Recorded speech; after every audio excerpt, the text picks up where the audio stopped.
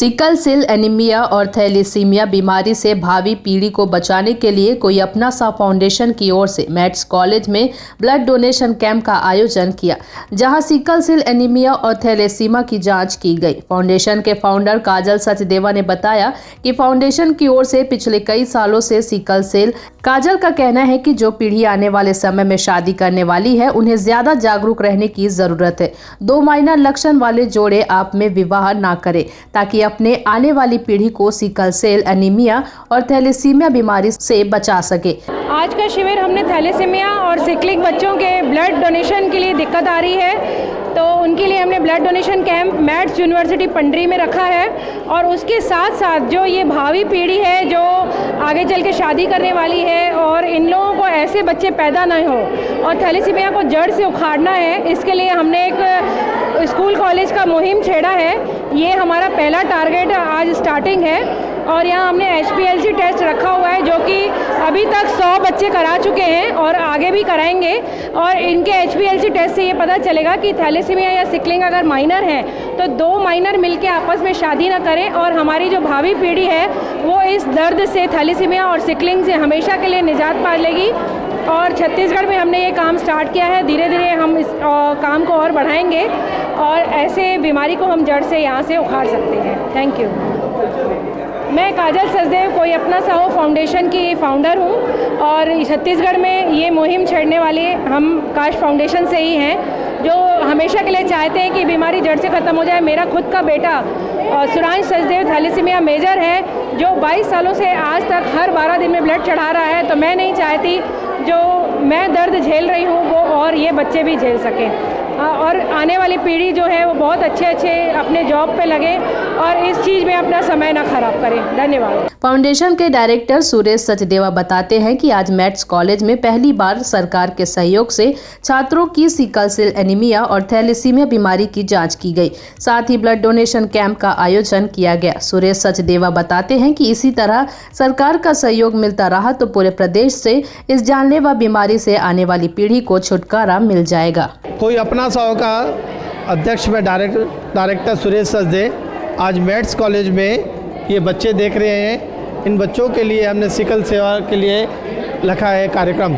सिकलिन से हमको ये टेस्ट कराने से ये मालूम पड़ जाएगा कि ये बच्चे नॉर्मल है कि माइनर है। और ये गवर्नमेंट की तरफ से आज हम लोग को सिकलिंग टेस्ट कराने का मौका पहली बार मिला है। और ये अगर हम कॉलेज स्कूलों में ये हमेशा करते रहेंगे ये कार्यक्रम, तो अपने छत्तीसगढ़ से पूरी सिकलिंग और थैलेसीमिया बीमारी हटती जाएगी। और आज हमने ब्लड डोनेशन कैंप भी रखा है। जो थैलेसीमिया बच्चे हैं, सिकलिंग बच्चे हैं, जिनको हर 12 दिन 15 दिन में ब्लड लगता है, और ये ब्लड मिलने से उनको जीवन दान मिलता है। और ये जीवन दान जो ब्लड देते हैं उनके नाम पे रहता है ये 15 दिन। और ये सिकलिन भवन की तरफ से आज हमको जो ये अच्छी पहली बार मौका जो मिला है, ये अवेयरनेस हमको लगातार करते रहना है।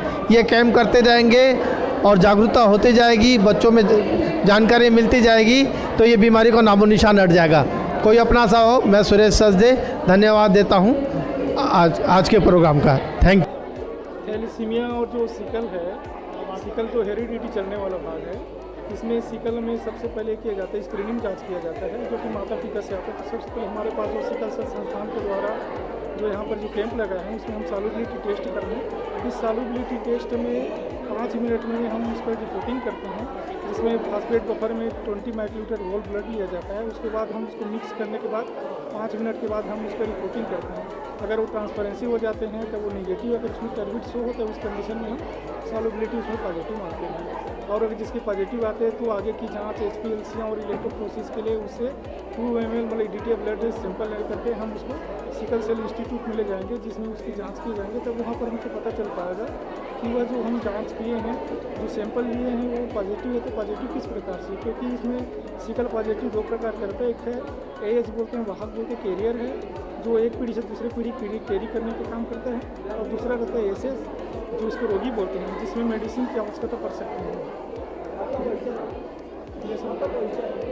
मैं Om Prakash Sahu, lab technician, sickle cell institute, Chhattisgarh, Raipur. मेरा नाम संदीप कुकरेजा है, सेक्रेटरी कोई अपना 100 फाउंडेशन। आज कोई अपना 100 फाउंडेशन और मैट्स यूनिवर्सिटी के कैंपस में हम लोग एक ब्लड डोनेशन कैंप और थैलेसीमिया स्क्रीनिंग और सिकल सेल स्क्रीनिंग का एक टेस्ट रखे हैं जो कि बहुत फ्री ऑफ कॉस्ट किया जा रहा है। अगर आप बाहर से आते हैं तो आपको 1600 रुपये का कॉस्ट आएगा और यहाँ पे हम लोग सारे स्टूडेंट्स का फ्री में ये टेस्ट कर रहे हैं। ये पहली बार हमको गवर्नमेंट से ये हेल्प मिली है कि हम जिस जिस कॉलेज में हम जाके ये अवेयरनेस का स्क्रीनिंग टेस्ट कर सकते हैं। तो आज मैं सिकल सेल एडमिनिस्ट्रेशन का भी तहे दिल से धन्यवाद करता हूँ कि वो लोगों ने हमारे इस अवेयरनेस कैंप में साथ दिया और आज यहाँ पे वो सारी टीम को लेके यहाँ कैंप कर रहे हैं। और मैं आपको बता दूँ कि थैलेसीमिया माइनर जो है अमिताभ बच्चन को भी है और अमिताभ बच्चन भी दिखने में चुस्त दुरुस्त दिखते हैं, लेकिन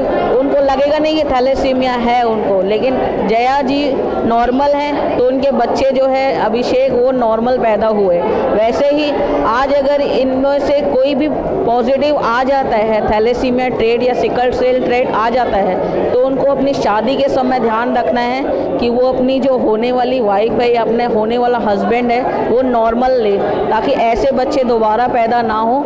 और मेरी समाज से यही अपील है कि हमारे इस कार्यक्रम में, हमारे इस अवेयरनेस में बढ़ चढ़कर कोई अपना 100 का साथ दे।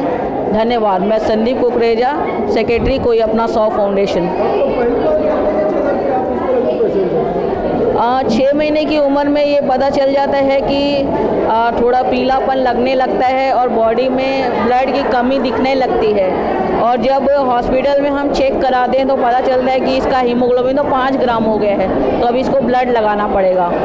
तो तब से उसका सफ़र चालू होता है और ब्लड लगाना थमता नहीं है जब तक उसका बोन मैरो ट्रांसप्लांट ना हो जाए।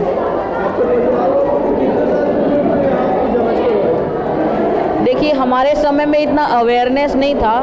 जब मेरे माँ बाप भी थैलेसीमिया माइनर हैं, इसलिए मैं मेजर पैदा हुआ और मैं चाहता हूँ कि आगे आने वाली पीढ़ी ये गलती ना करे जो हम लोगों ने की। देखिए, ये 6 महीने का जब बच्चा होता है तब पता चल जाता है कि इसमें, मुझे जानकारी अब ऐसा है कि जब हम, वही मैं आपको बताया ना, बचपने से ही हमको ये जानकारी हो जाती है कि इसको ब्लड की कमी है। सबको ब्लड डोनेट करना चाहिए जिनका हीमोग्लोबिन अच्छा है उनको।